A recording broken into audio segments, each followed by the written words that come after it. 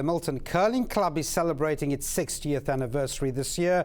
As part of the festivities, they hosted a bonspiel over the weekend with both recreational level and elite level teams playing in their own divisions. As the club has grown, so has the success of some of the curlers who started in Milton. Trout takes a look. This is how it all began in the early 1960s.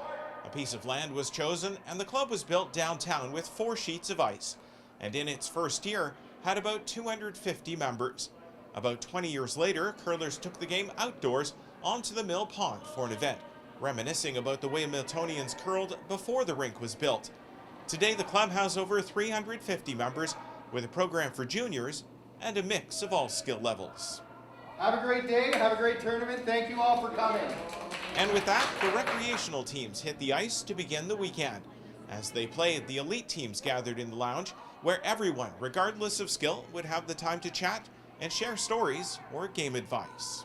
We've got the current Ontario senior women's champions who lost the national final earlier this year. Like, they were second in Canada, and they've got resumes as long as your arm in terms of what they've done in the sport. And they get a chance to chat with those people. We got a 3-time world champion, Ian Tetley's coming here to play with an Oakville team. Again, like, people haven't seen that. So they get a chance to chat curling with people that have been at the highest levels of the sport. It's a golden opportunity. Speaking of golden, one of Milton's own reached the pinnacle of the sport in 2014, winning an Olympic gold medal with the Jennifer Jones rink. Kirsten Wall brought it out for everyone to see at the club's 50th anniversary. Another of this club's own elite curlers is Lee Armstrong.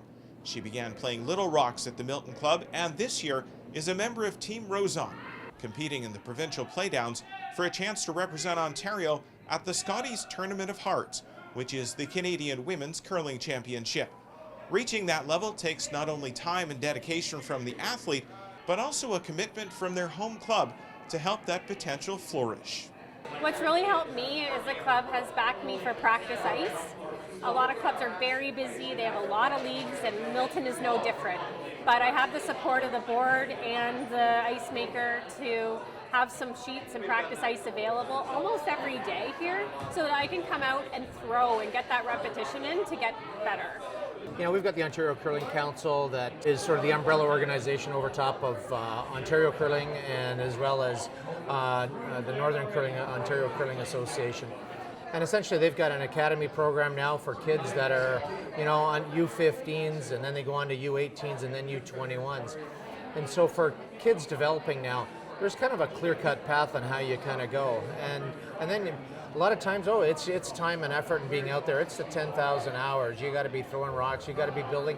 While the elite curlers tend to get more attention, the Milton Curling Club is for players of all skill levels. The president shared their goals for continued growth as they look towards the next notable anniversary. We have a couple of interesting goals. One is to be more diverse. So curling tends to be not the most diverse sport that you can picture in this country, and we have some plans to get more diverse and to do some outreach. Secondarily, it's attracting young people and retaining young people. Jason Trout for Halton News in Milton.